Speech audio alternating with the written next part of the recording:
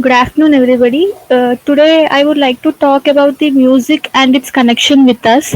I think we Indians are strongly connected to the music. Right from the childbirth, mother sings a lullaby for, to make them fall asleep, and sometimes music becomes our companion when we are traveling, and people even use it to heal from the depression, and even when we are upset, music helps us to boost up our mood, and when we are tired, it helps us to relax. And some people even listen to the music while doing some work, as it helps them improve their focus and attention. As we say that music has no language, it also helps in building the connection among the people, and many people even listen music to come out of depression and anxiety. Even few research works also says that music helps us to relax and boost our mind, and uh, I think music is a very important thing in our life. That's it from my end.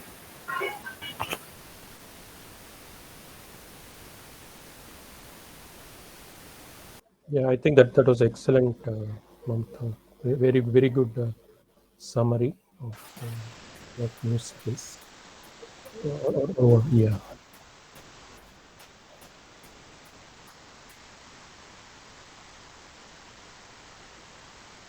Go ahead.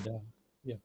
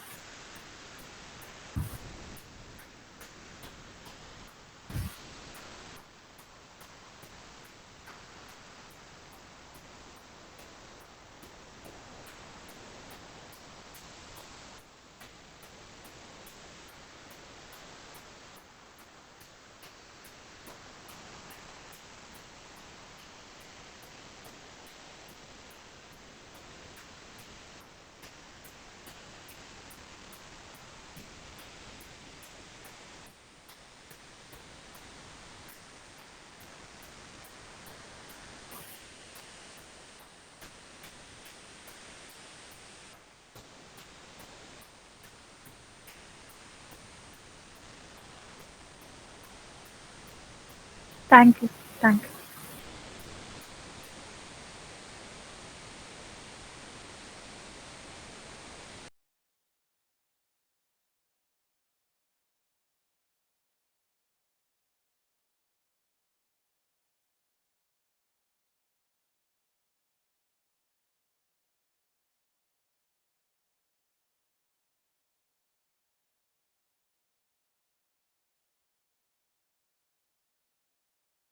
Yes, Rakshit, I'm here.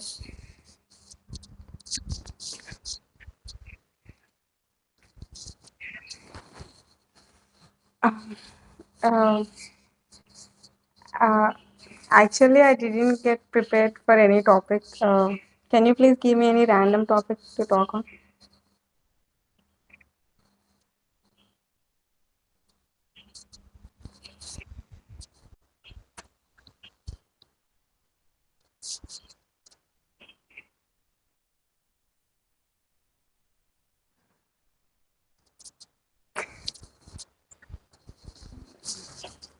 Yeah, the Chat GPT is one of the greatest thing that happened to this world nowadays. That we use artificial intelligence for having for searching purpose like this.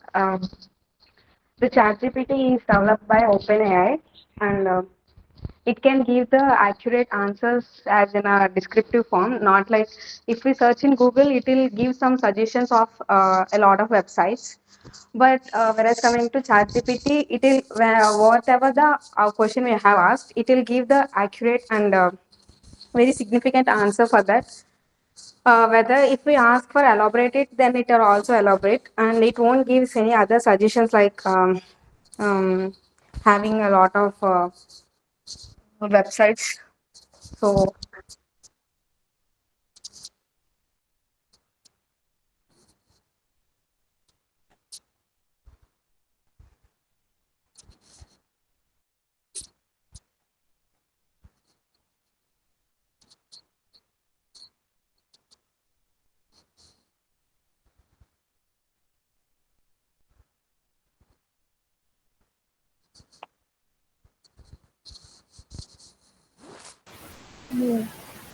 no, I no.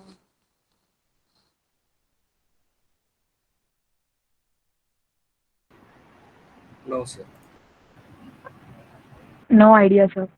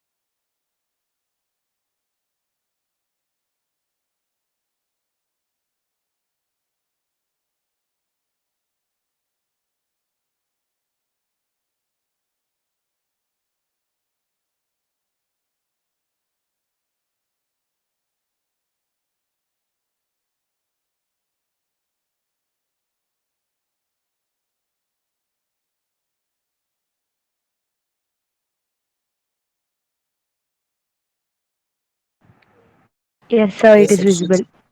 Yeah.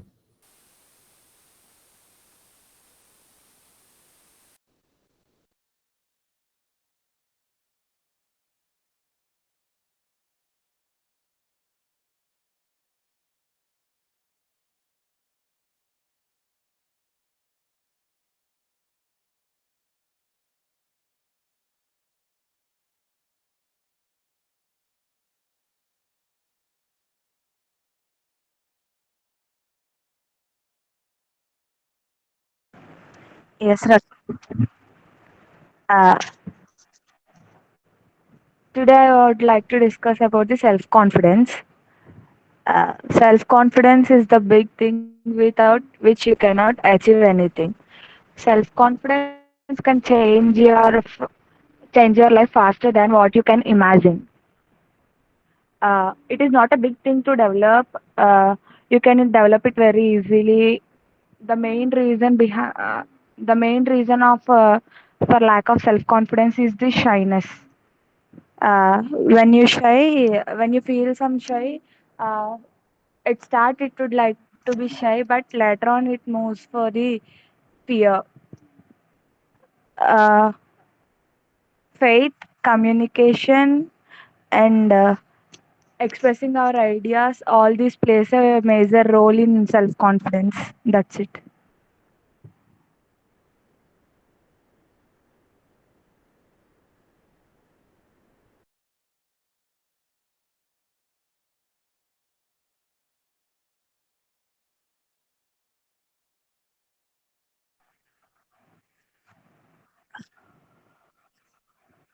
Yeah,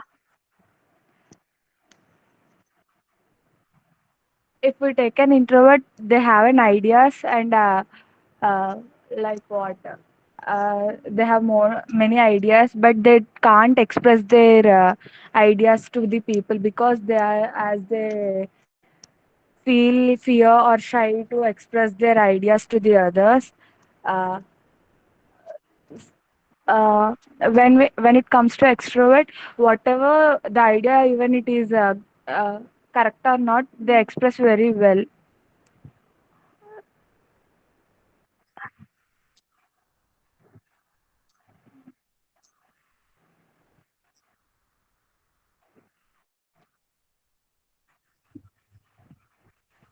as an extrovert we can learn many things, because even if it is wrong or right, we can express our feel thoughts, so that if it is right, we can okay. But uh, if we know about if you just know about that situation 5%, remaining all people have their ideas and perspectives. By that we can gain some more knowledge about that thing.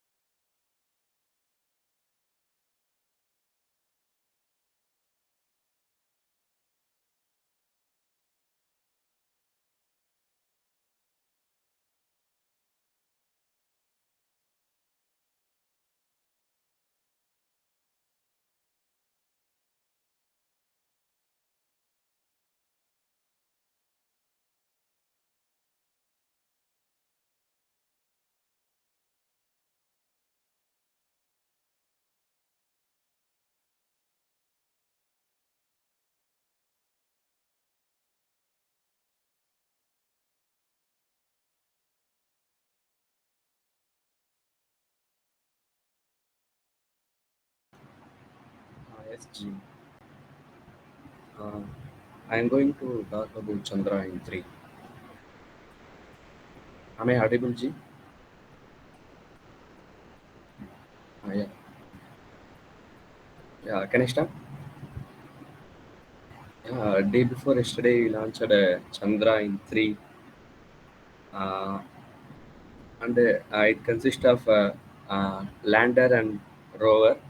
The orbiter is already sent by Chandrayaan 2, and uh, I heard that it will be there up to 8 to 9 years. And Chandrayaan 3 is uh, 3.9 ton. Uh, then the version of the rocket is, I think, M3, LBM3. Then the lander is named Vikram, and the rover is named Pragyan. And we hope that this Chandrayaan 3 mission will be successful. Uh, it will reach the south pole of the moon by August end by the ISRO officials, and we hope that it will be successful. That's also.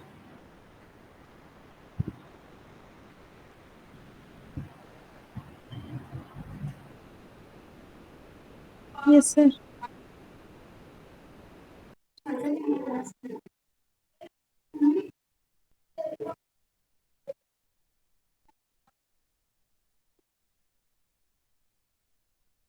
Yes, sir. I'm not getting anything right now. Can I share a story, sir? Small story.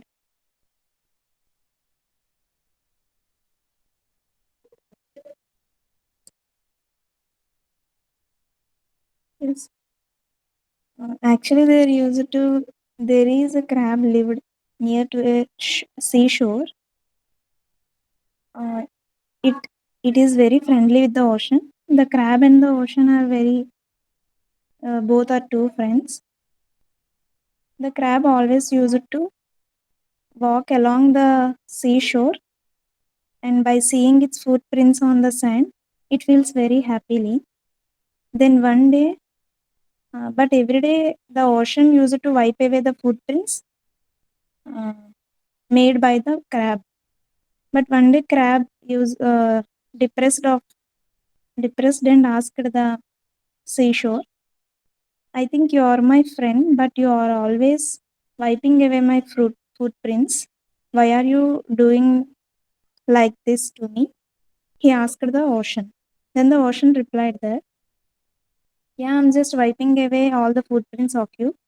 I just don't want to any fisherman or any stranger will find your footprints and catch you."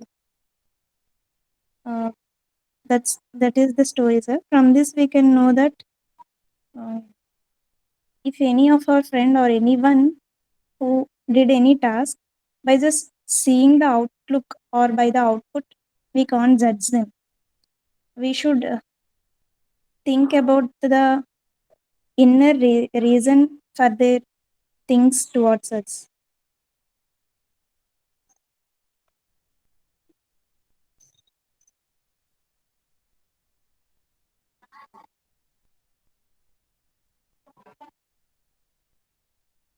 Yes, sir. Yes. Yeah. Thank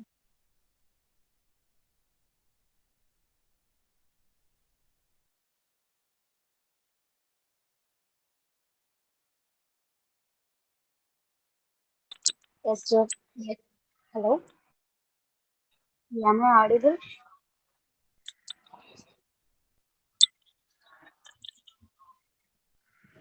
Mm, I want to convey a quote, mm, which is related to success and the failure. Mm, we are in our career. We do many attempts to succeed in our life, but we fail sometimes.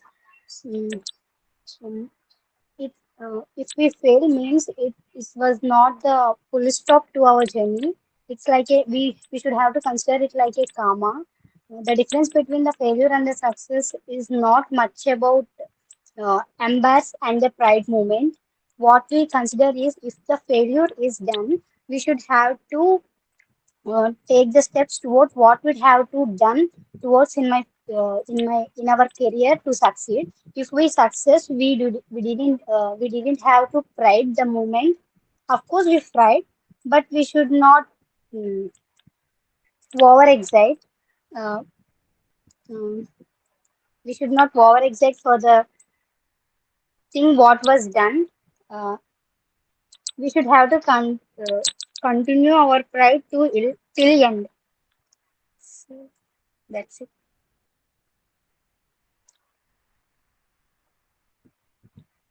So failure is a success in progress, I can say. In our life, both failure and the success or be a part.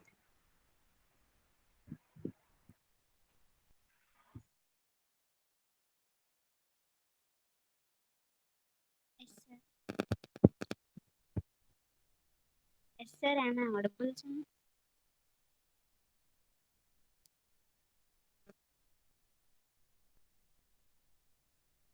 So, today I want to share an interesting fact about our Indian Constitution.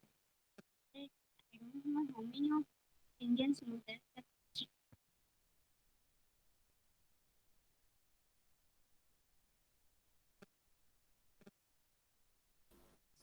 Yeah, I think the voice is breaking.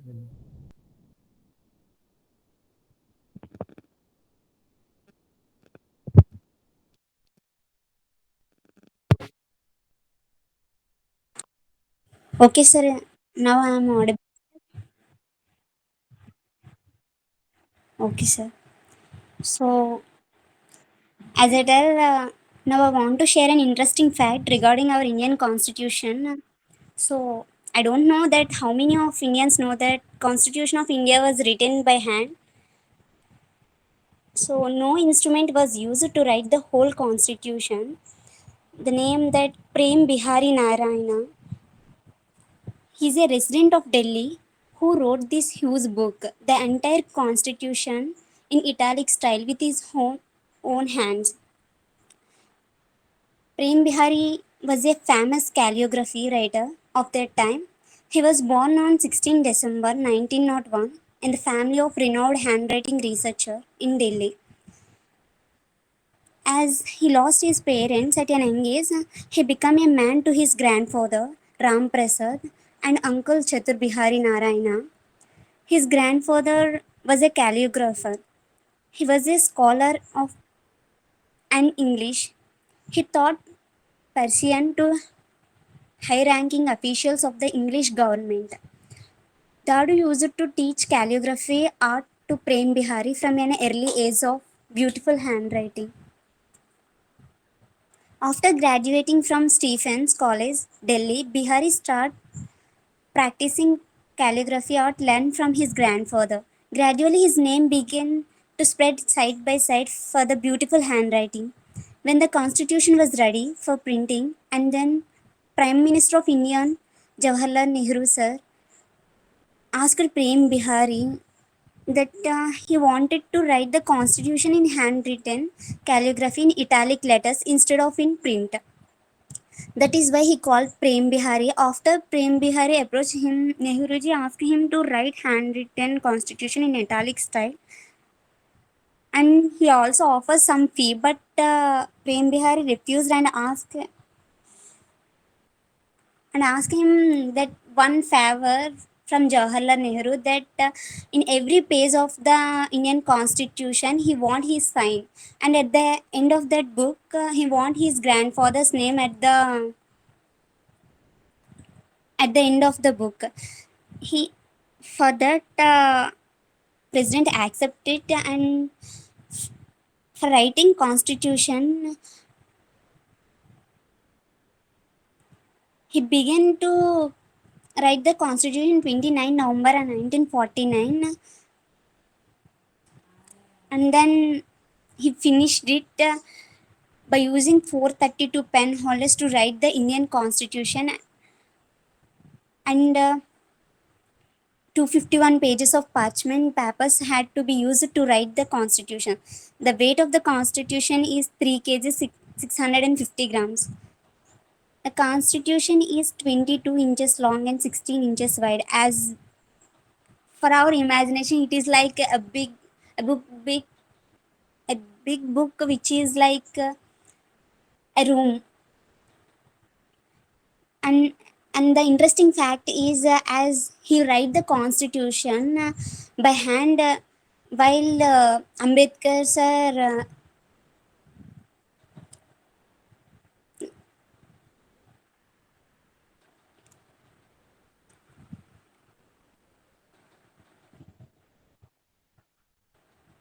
am I audible, sir? Okay. Yeah, sir. As Ambedkar sir telling like by his own words, he writing at that position like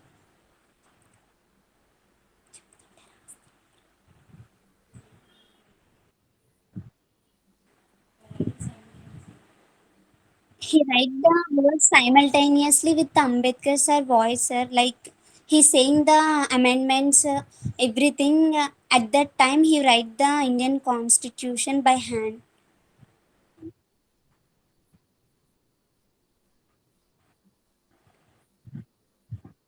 Yes, sir. Yes, sir.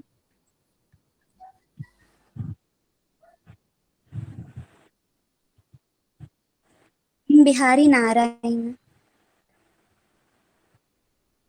Yes, sir. Wow. Okay.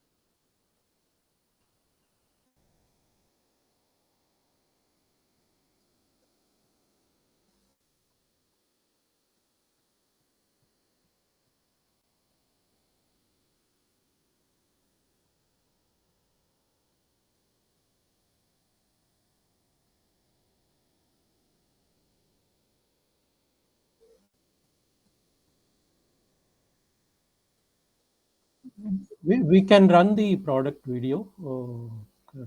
You already have it, right? It should be there in the.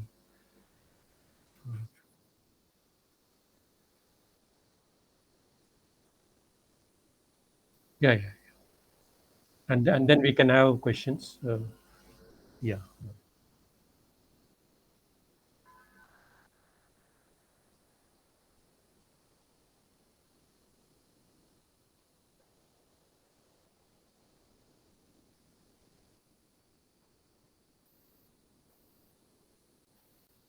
Hi everyone. So we're going to see the class with the quote of Dr. Kalam, where he says, I'll just read out. He says the best brains of the nation. It's audible, sir. Audible, It's sir. audible, actually. It is audible.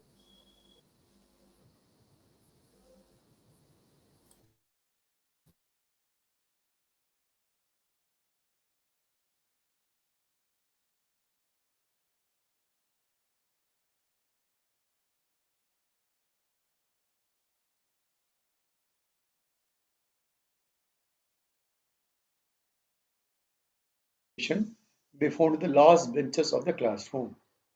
So what does he mean by last benches? Does it mean that who's sitting on the last bench literally? Let's say you have 10 rows in your classroom. Whoever sitting in the 10th row is the last bench. That's what it mean? No. He doesn't mean that. He actually means that you could have 60 people in the class, for example, right? Your class has a 60 students. You could have arrears, you could have failed, or you could have taken the last rank, 60th rank. So he could be a best brain, right? That's what he says. So it doesn't matter your first rank or last rank in the class. Yeah, it matters though, but in terms of industry, it doesn't matter. Once you get to industry, to get into the industry, the marks matter. Once you get into industry, it doesn't matter where you graduate from, what rank you took, your master's, bachelor's, you're from MIT, Stanford, or a Cambridge University, or a Vishnu Institute of Technology, or a Chennai University of Technology, whatever, no, or IIT, or a BITS Pilani, it doesn't matter. Your brain, what is the brain? Is your skills, your knowledge. We already spoke about the skills and knowledge. So those are more important, right? The skills and knowledge mean a lot. We have seen what is the knowledge, what is the skill, and we have seen what is the difference between training and teaching and mentoring and coaching. We will keep doing that as we proceed forward, right? So, so he says that so you could don't worry about your rank. Don't, your degree is just a piece of paper, as Dr. Kalam has earlier said. We discussed about that quote.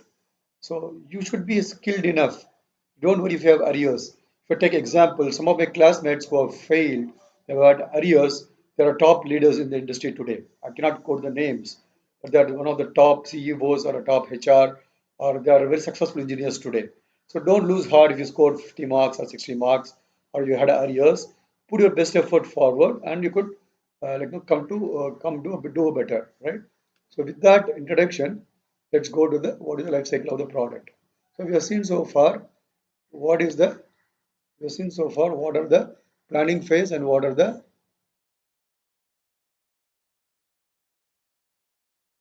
one second.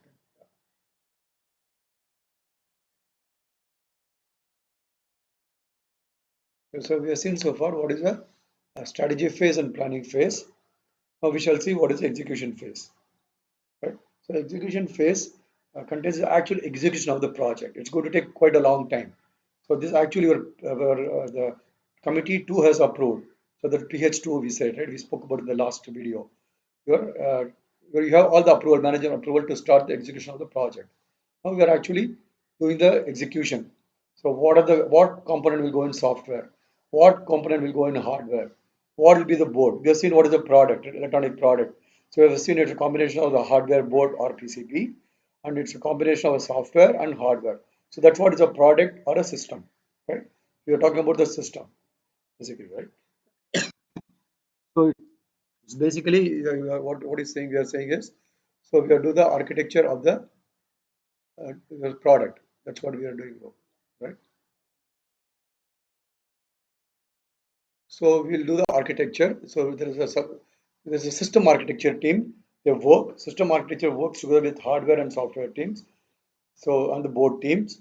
So that's the system architecture team. That's the highest level of architecture. So they keep the entire system and spec and everything in mind. They come to the system architecture. It says how many, what actually go in software, what will go in hardware. One quick example. How do you determine some functionality has to go to hardware? Can some of you think about it for a minute? You can pause the video. Okay, let's resume. Right. So it's basically any activity has been done in real time, on the fly. Right.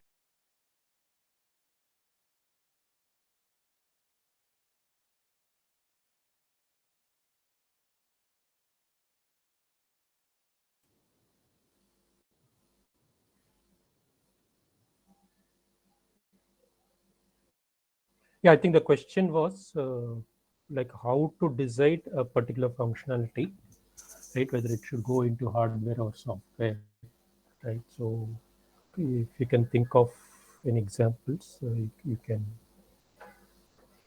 mention that.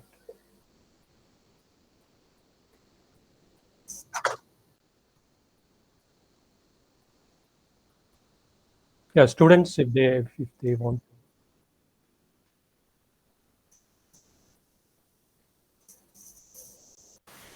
Any programming can go into like microcontroller. Let Am I audible?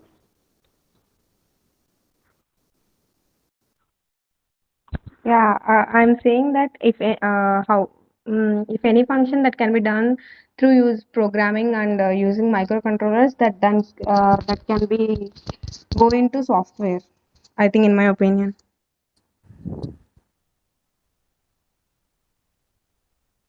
I mean, yeah, you can always do things in.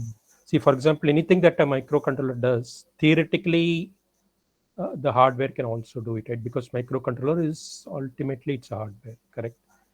And I mean, both follow some, correct? How do you decide? Let's take an example. You have to count some numbers, okay, and like let's say thousands or millions of numbers you have to add, and then you have to give uh, the result as an output. How would you, I mean, this can be done both in hardware and software, correct? So how will you decide which one to take? Was the question actually. In software, it can do it within within less time. Whereas if we do it physically, it takes lot of time. So we'll go for software. uh, okay, but physically means it's not that we are going to do, right? It's going to happen in hardware inside the chip, correct? So you can assume that it is done uh, like your microcontroller is also hardware, Yes, sir. and you can take ballpark, right? For one instruction in software, the hardware can do it, and the hardware has to do or rather the microcontroller has to do 10 smaller steps, right? So whereas in hardware it is still one step, so you can assume. So uh, now you can tell which one will be faster, right? So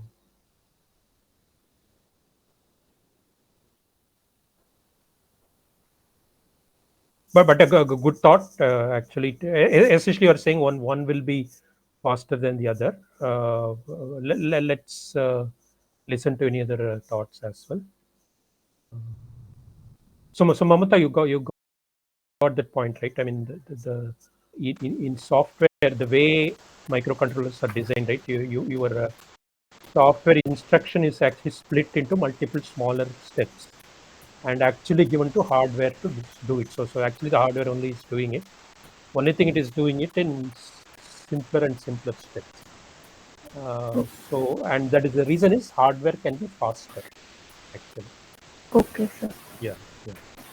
So any other thoughts on this? We can go back to the video if it is not. So we can hear Hari's view on that. from the video.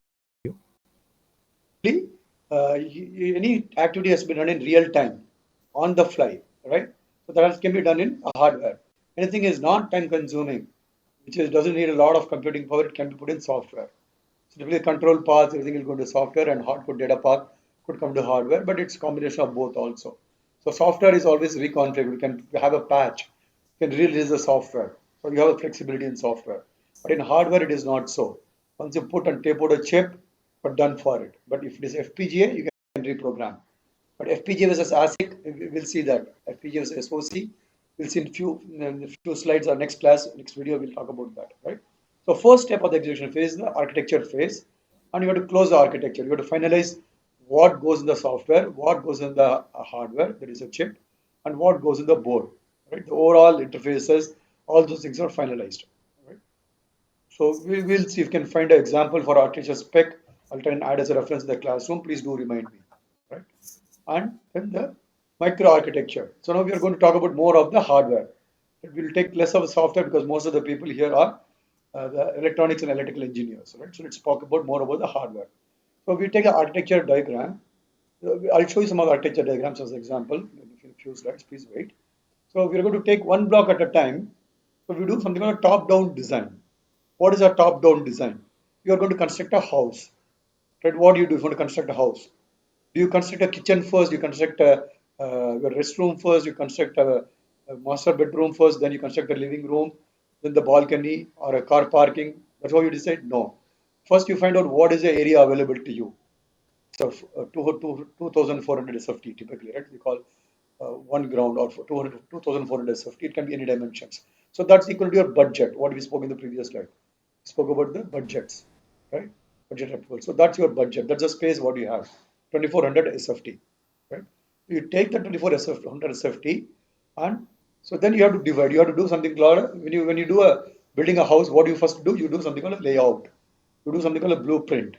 Right? What you do? This is a you based on Vastu Shastra. You all believe in Vastu, right? Or we are all Indians. So is it Vastu complaint? That's what we ask when you buy any properties. So your kitchen has to be come in southeast corner. I'm just assuming. I may be wrong.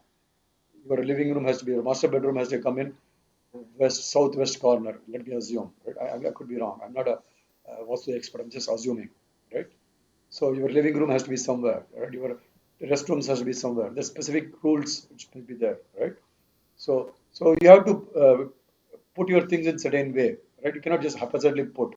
And how much space you want for your living room, how much big is a bedroom you want, how much big kitchen you want, open kitchen, closed kitchen. So that's your specification. Based on that, you arrange your layout, right? Similarly, we do a partition of your specification design. You make architecture and then you divide into block diagram. Your block diagram will be something like this. I'll show you. I think we'll worry about the block diagram later, right? So it's too detailed. I'll show you examples of a block diagram. Don't worry, right? Or you can search in the Google or for a block diagram, right? So the block diagram will be there, and so there'll be a high-level block diagram. We do everything top-down. So the top-level block diagram it will have typically it will have a CPU, right? If you take let's take a mobile phone, we all know, right? You'll have a CPU, you have a DSP processor to process the voice algorithms or data processing algorithms. CPU will run the operating system and other applications. You will have a memory, flash memory or a EEPROM memory. So if you don't know, yeah, we'll talk about that in your design classes. We'll have a memory. I'm sure you all know what is memory. Primary memory, secondary memory, tertiary memory you would have read in your college, right? So your tertiary memory is your hard disk. Primary memory is your SRAM. Secondary memory would be your flash or a ROM, whatever. It depends on how you classify L1, L2, and L3 memory. We'll talk about when you do the processor architecture. Level 1, level 2, and level 3 memories. Right? So you have memories, you have peripherals, you have bus interface to connect all the components, and you have some logic like DMA interface and you have a SPI, I2C. Some of you want to know some of the peripherals. We'll talk about that very soon. I'll create videos for that. Right? So you have to divide a block diagram, for example. Right? You have a CPU and you have a modem, Wi-Fi modem or a 4G or a 5G modem, and you have Bluetooth, you have IR, right? What are power management, power amplifiers, phase lock loops, ADC, DAC, right? Camera interface, display interface, right? And RF antenna. There are so many components will be there in a system, which I'll see in a separate video, right? So that's called microarchitecture. So first phase is to do the microarchitecture. Based on architecture, you do microarchitecture. First, what I described is architecture. That output of this particular phase goes to microarchitecture. Now we are going to focus primarily on the design side, on the hardware side. So software side, if there is interest, we'll talk about it. And I do have slides on that. Based on interest, we can talk about it. It's good to have understanding of how the software, the driver, we call it the hardware abstraction layer. I'll show you a better diagram. Let me talk offline. Let me prepare a slide and I'll show you how the hardware and software interacts. We call them as device drivers. You would have seen in your Microsoft like an operating system. Right? You have something called device driver. Right? So you have to install the proper device. Otherwise, your audio or a video card may not work properly. Your USB may not work properly. So that's called a hardware abstraction layer. Right? That's a first software which talks first level of software which talks to the hardware. The microarchitecture, we take an overall diagram. Let's say we have a CPU subsystem. We take the CPU subsystem and break that into small things, small blocks. It has how many core CPU? 8 core or 4 core CPU. Does it have a L2 cache? And what are the peripherals does it have? What does it have a watchdog timer? We spoke about watchdog timer, I suppose, right? So what are the peripherals does it have? Right? Does it have any power collapse logic? Because your CPU may be sleeping, save the power. Right? We'll discuss about the details. Right? I think you would have written the spec. Whoever you came up with the laptop spec, you know what are the various components, block diagram. So after you finish this classes, next month you go back and revise your requirement specification to do a better block diagram. You should be able to do for your design. Right? So that's the block diagram. I'll show you a case study. The next videos we'll see how a block diagram looks like and how a microarchitecture is done. Right? So we'll take one block and divide. It's like a divide and conquer. If we take a sports, for example, take a football. Let's take a cricket for example. Right? The first team is plays. It scores some 250 runs in a 20-over match. The second team has a target, so it has to meet the target. Right? So it has to. If they get the target, if it is less than 250 runs, you will fail. You are going to lose the match. If you get more than that in the required overs, you will win the match. Right? So similarly, you have every block has a functionality and it has to be done in certain time frame. Right? So you based on the functionality, you divide the block into various sub blocks, and each sub block gets it's divide and conquer. Right? So that's how you do. Right? You have to plan. For example, you are planning for a holiday. You will say, I want to go to Goa. Okay, so that's your goal. How do you go to Goa? Again, use the WH questions. You go by bus, you go by train, you go by flight, or you can by rocket. You go by private jet, we can afford that. Many of us go by a bus or a train. Right? We are from a lower middle class family. Right? That's what we communicate. Right? Then you have to what are the dates? Can you see how I am using the WH question? What are the dates? When do you want to go to Goa? And you have to check the hotel is available or not. And then you have to see the tickets are available or not. Right? Bus tickets or train tickets. Then you make what are the things you have to take along with you, right? You take your how many clothes you will take. You're good any sports accessories you want to take. Whether you want to take your laptop computer or if just going on a vacation, then you don't need a laptop computer. Just go with your phone. So you plan the things according to what do you need for your travel, what do you need for a stay, whom you are going to meet there, how you are going to what places you are going to visit in Goa. So you're going to do everything top down, right? You don't start from the bottom. You don't say I want to see 10% Goa, then you don't. Then I want to see book my ticket, then book my hotel. Then what is Goa? Where is Goa existing in India? Or is it in Pakistan or Sri Lanka? Don't do that, right? You start from the top to bottom. You do the planning. Similarly, that's what's called top-down design. So I'll show you an actual example of what top-down design. Don't worry if you don't understand. So once you have a microarchitecture, we do something called a Verilog. We use a system Verilog, use a Verilog or VSDL. There are various coding techniques. They're just it's called coding. I hate people when they say programming, right? It is not a programming. We are all hardware engineers. We are all design engineers or verification engineers or implementation engineers, right? So RTL means for register transfer level or register transfer logic. That's what RTL means. Okay? So that's basically your actual design. So you make your actual design, you code the design. So you don't please don't call it as a programming. I'll get furious. Okay. So don't take me wrong. It's called design, RTL design. It's called RTL coding. It is not RTL programming. Please understand that. So once you have RTL design, that's like behavioral design. So you write that code. Right? Once you write that, you can always simulate. So the simulation is important. We'll see that in detail. Don't worry, have flow charts. We'll explain all this in detail in a separate class, separate video, 1 hour video or half-an-hour videos we'll make. Right? So we do RTL design, then we do verification in parallel. So we have write a test bench, they call it test bench. So I'll give you an example. You may not understand what is a test bench, we'll see an example. Test bench is a piece of code. It's going to test your design is working correctly or not. Let's say you cook a food. How do you know it's cooking food? The food has been cooked well. Either you have to taste it yourself or you find a lab rat. You ask one of your brothers, sisters, or a parent or a friend to come and taste whatever food you have cooked. Typically, I call them lab rat, right? So that's what my kids say, right? So I'll be the lab rat if my kids cook food, or if you cook food, my kids will be the lab rat, right? So test bench has to be fully automated. It has to be fully self-checking. You don't want to look at the waveforms and decide the test design is passing or failing. It's a high-level concept. You understand this one line, please you take your notes, but we'll see that in detail later on, right? So once you synthesize, then you have to write test cases. Again, we'll talk about them in detail. You have test bench, test cases, verification planning. This is a separate topic by itself. It's a huge, it'll be a 3 months course.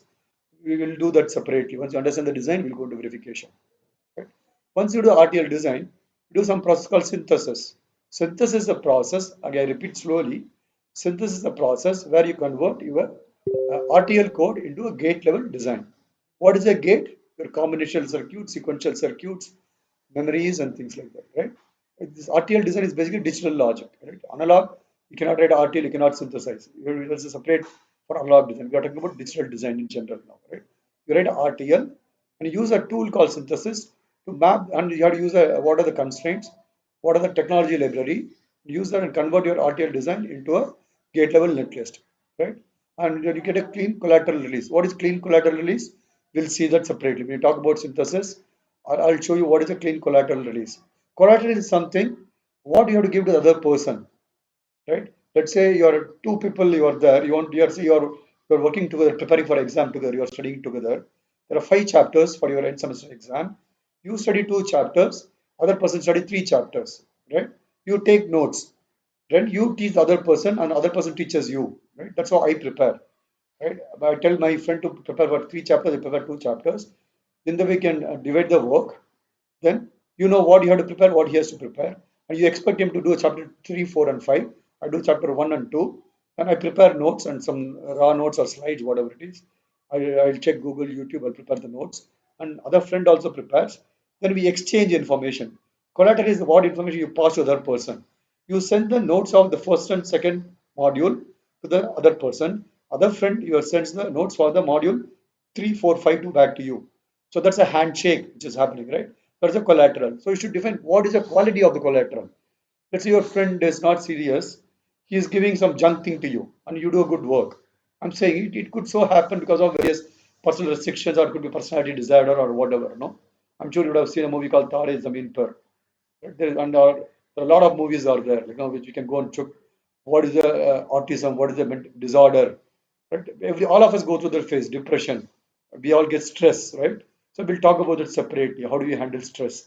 How do we handle depression, right?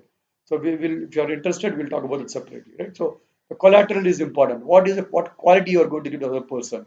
What time you are going to commit? What are the items you are going to deliver? I'm going to give a PPT. I'm going to give a raw notes or handwritten notes or diagrams or tables, flowcharts. No, I don't know. All those things has to be defined before you start divide the work into a agreement, right?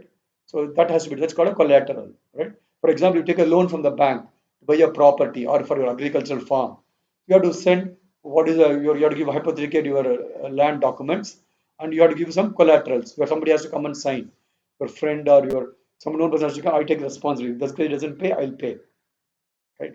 Typically, bank has some collateral, or you're taking a loan from the bank, you have to keep your mortgage. You have to give your house on a as a collateral. You have to give it to them and take a loan from them temporarily, right? Or any material, gold loan, you do like that. Right? You put your gold as a collateral, you take a money, right? So that's a typical example of a collateral, right? So then, so this we spoke about briefly. We'll talk about in detail. Don't worry about verification. The first process focus on the design, but we'll understand verification in more detail. Verification, I repeat again, verification process which use it to verify a piece of design automatically in a self-checking manner. Right?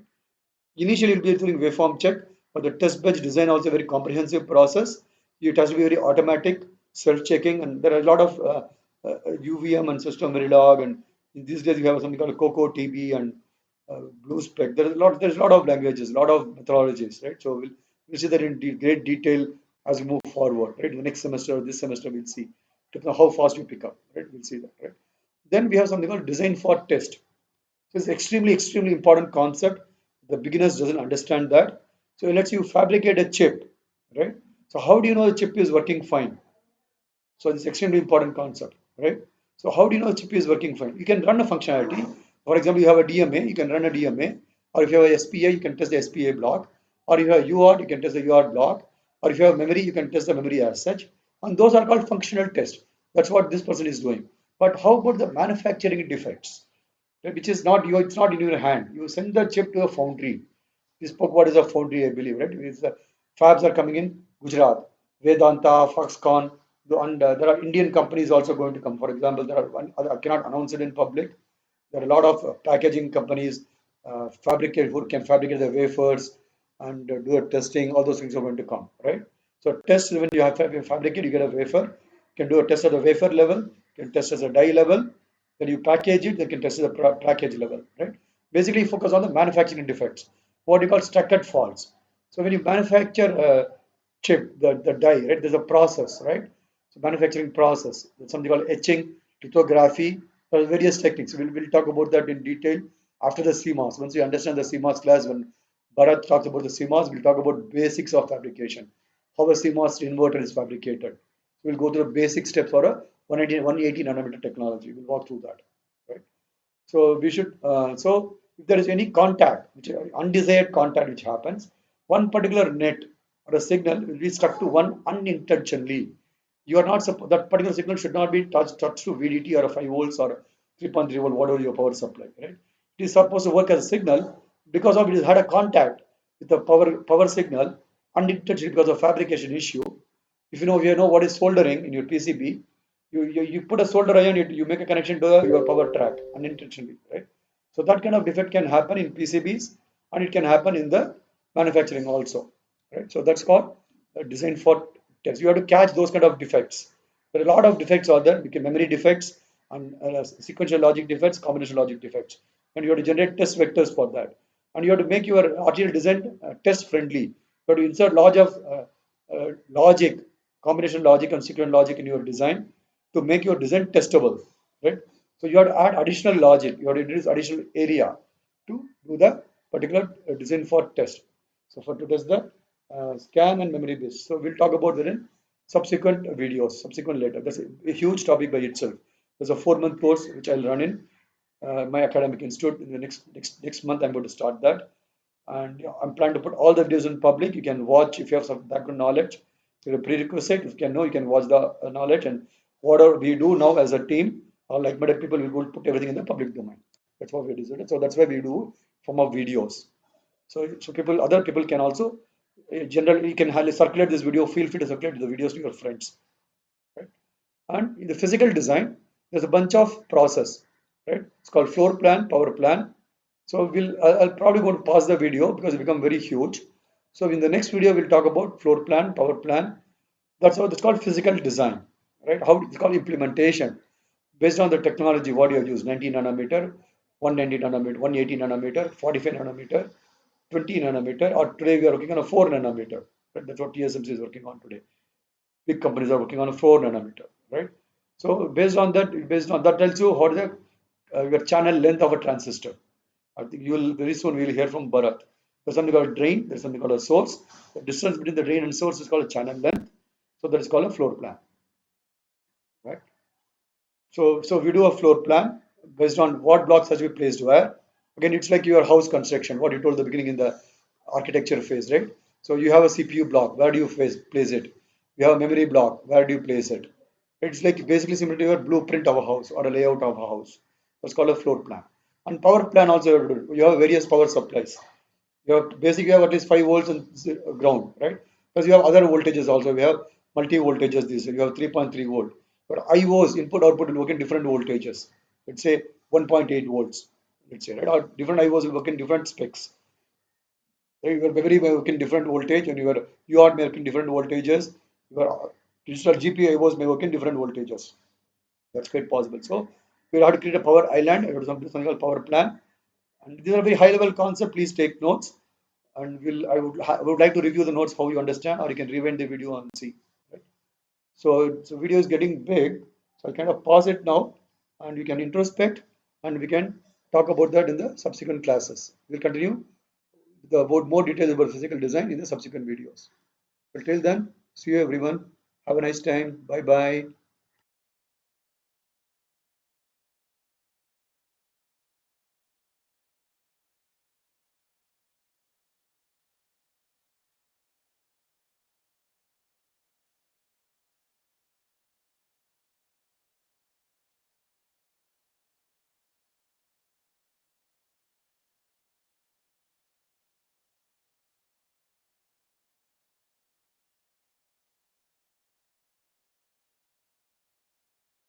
Yes. What is mean by collateral release in terms of a product? I didn't get that.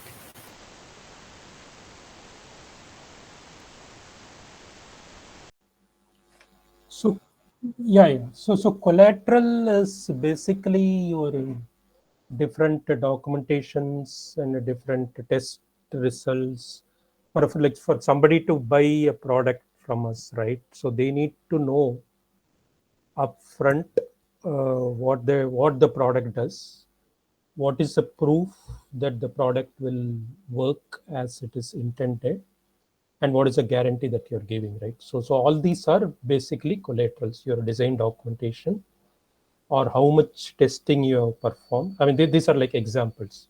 Let's say you run a like 100-hour test on your chip, like one single program which will stress your chip for 100 hours continuously in some extreme conditions, temperature, voltage, and all that stuff. So that test result, like the fact that your product has run for 100 hours without failing, can be taken as one, that proof of that test result can be taken as a collateral. Or let's say you already sold a product to somebody and then they have given you some feedback saying this product is very good, this product we are able to use. So if somebody has reviewed your product or if somebody is given some good feedback on your product, that also is a collateral. So these are the things which will improve the confidence in your design, and it will also allow the end user to make his purchase decision much far easier, and also understand about the design completely. So essentially it's all the materials that go along with the product to make it more usable and amenable to the end customer, basically. Okay, sir.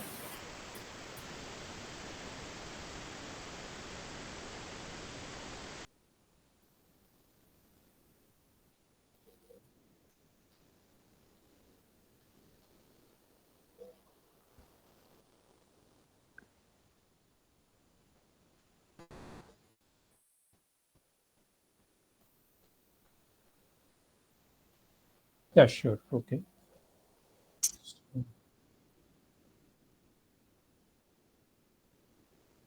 Yeah. So am I can I present, or do I have the present?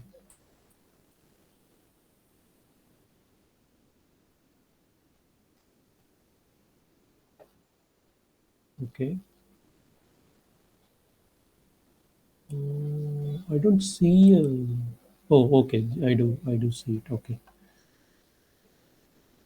Let's see. Where is my?